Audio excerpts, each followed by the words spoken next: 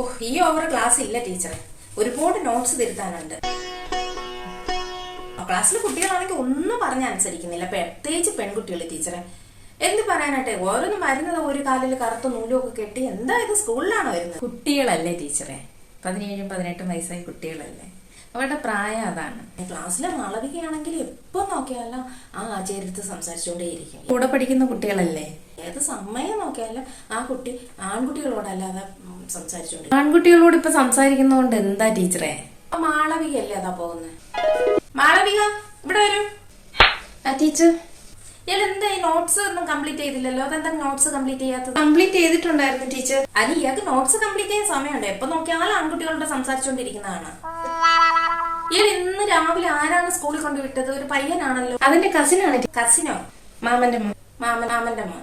ഉറപ്പയ്യൻ. എന്റെ ബ്രദറാണ് ടീച്ചർ അവരൊക്കെ. ഇന്നലെ വൈകുന്നേരം ആരാ ഇയാളെ വന്ന് വിളിച്ചത്? അതൊരു പയ്യനാണല്ലോ. അതിന്റെ സ്വന്തം ബ്രദർ. ബ്രദറോ? എന്താ ഈ നോട്ട്സ് കംപ്ലീറ്റ് ചെയ്തോണ്ട് പറഞ്ഞ കേട്ടെ. എന്താ ഇത് നോട്ട്സിൽ എഴുതി വെച്ചിരിക്കുന്നത്? നോട്ട്സ് കംപ്ലീറ്റ് ചെയ്തോ. ശരി ടീച്ചർ.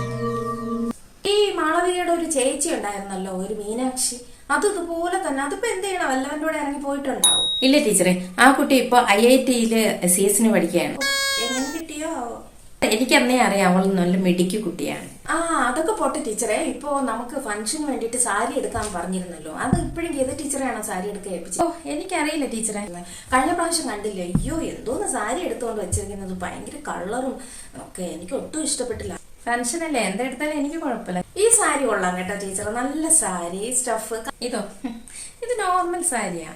സന്ധി ടീച്ചർ വരുന്നില്ലല്ലോ, ഒരാഴ്ചയായാലും. സന്ധി ടീച്ചർക്ക് സുഖമില്ലെന്നാണ് ഞാൻ അറിഞ്ഞത്. നിങ്ങൾ ഒരുമിച്ചല്ലേ വെക്കൊണ്ടിരുന്നത്? ഒരുമിച്ച് പോവാണ്, പക്ഷെ രണ്ടും 2 സ്റ്റോപ്പാണ്. എന്തോ ഫാമിലി പ്രോബ്ലം എന്നാണ് തോന്നുന്നത്.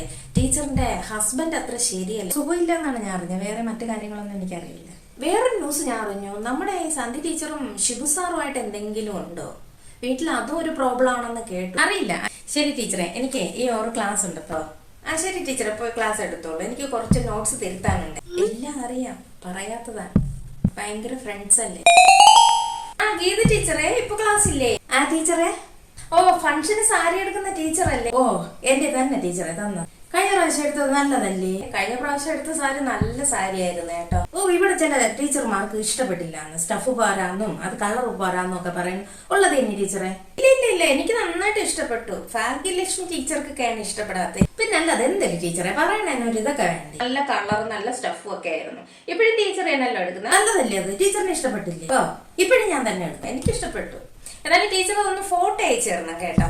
ഓ ക്ലാസ് ഉണ്ട് ടീച്ചറെ, ഞാൻ പോട്ടെ. ഈ ഗീത ടീച്ചർ ഒരു സംസാരം കേട്ടോ, എന്തൊരു പിന്തര്, ഒരു കൾച്ചറലെസ് സംസാരം. ഭാഗ്യലക്ഷ്മി ടീച്ചറെ, ടീച്ചറുടെ മുഖത്ത് നല്ല കരിവാളിപ്പുണ്ടല്ലോ. ഞാൻ ഇന്നലെ ഫോണിൽ ഒരു ബ്യൂട്ടി ബ്ലോഗ് കണ്ടേ, ഗ്ലോ ഫേസ് എന്ന് പറഞ്ഞിട്ട്.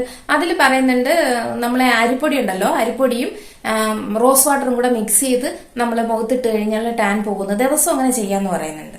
ഞാനിതൊന്നും ചെയ്യാറില്ല, മോക്ക് വേണ്ടിട്ട് നോക്കിയാറുണ്ട്. ടീച്ചർ ചെയ്യോ? പാർലറിൽ പോയി ടീച്ചർ പാർലറിൽ? ഓ ഞാനത് കെയർ ചെയ്തേ, അവിടെ സ്റ്റിച്ചിങ് ഉണ്ടെന്ന് പറഞ്ഞു, അതിന് വേണ്ടിട്ട് കെയർ ചെയ്തതാണ്.